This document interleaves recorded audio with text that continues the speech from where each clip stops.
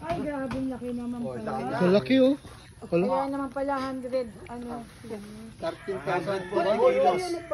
120 kilos ang estimate. 120 kilos. Ang pinagbayaran, So pounds, ano, mo kano? 13. 13, 13. 200. Andi ah. May kupit pa yun eh.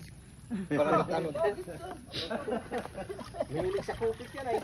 Ang laki-laki pala oh. Hindi na baboy yan eh. Baka na yan eh. Hindi pa nanganganak yan.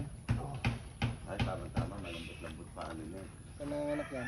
Kamag-anakan kasi na auring yung nabilan yan eh. Nanginitran. Kumbaga, ano, discounted. Hindi wala siya nakapalagat. Barat yung natawad sa kanya, barat. Ako sige ah, hindi ka patulugin ka kung kamag-anakan mo. Tinesensya. Ayaw mo.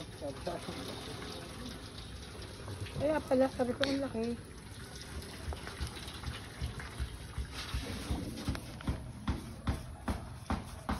Yan oh. Iwala mo siguro, tatay mo siya, tatlo na yung apat yan. Oo, tinanong niya ako eh, kaya kami napapunta. Sino ba yung nag-ano? Buti papunta na kayo. Sinabi ko may mga pangalan. Oo naman siya. Ano medyo pumilig lang ng konti, yun daw mababa ay medyo pumilig siya. Hindi, natayo naman ay. Kulang sa height. Natayo na.